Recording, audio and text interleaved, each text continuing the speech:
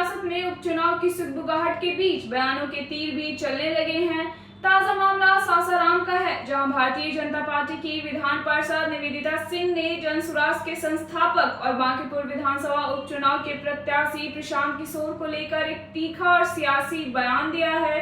रोहतास के समाहरणालय में अपने विधान पार्षद मद की विकास योजनाओं को लेकर डीएम दीपक कुमार मिश्रा से विचार विमर्श करने पहुंची निवेदिता सिंह ने मीडिया से बातचीत के दौरान प्रशांत किशोर पर जमकर निशाना साधा। उन्होंने प्रशांत किशोर को पेपरमैन यानी कागज वाला आदमी करार दिया। बीजेपी नेत्री ने तंज कसते हुए कहा कि जो व्यक्ति पिछले विधानसभा चुनाव में अपनी पार्टी की 95 सीटों पर जमानत तक नहीं बचा पाया, उसकी राजनीतिक नैया पूरी तरह से डूब चुकी है।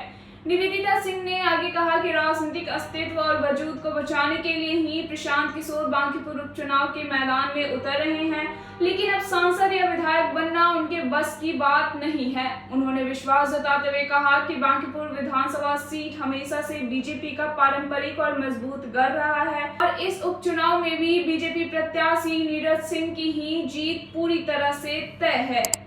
भारतीय जनता पार्टी कि वो पौराणिक सीट रही है और लगभग 35 वर्षों से भारतीय जनता पार्टी का कमल बांकीपुर विधानसभा में खिलता आया है और आगे भी बांकीपुर विधानसभा उपचुनाव में भी कमल ही खिलेगा, ये हम लोग पूर्ण आश्वस्त हैं। और आप लोगों के लिए मैं बता दूं कि वहाँ कोई लड़ाई और कोई कुछ नहीं है, कमल और सिर्फ कमल ही। प्रशांत किशोर जी लगातार दावा कर रहे हैं।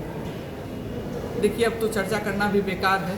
जो व्यक्ति का 95 का सीट का वो जमानत नहीं बचा सके और जब पूरे बिहार में उनको चुनाव लड़ने का जगह नहीं मिला, तो शहरी क्षेत्र में प्रशांत किशोर जी अपना परचम लहराने के लिए गए हुए हैं। और पूरे बिहार की जनता जानती है कि पीके जो बोलते हैं वो कभी कुछ करते नहीं है। वो पेपरमैन है, काम करते रहे, अखबार में काम करते रहे, बयान देते रहे, लेकिन विधायक या सांसद बनना उनके भी बस की बात नहीं है।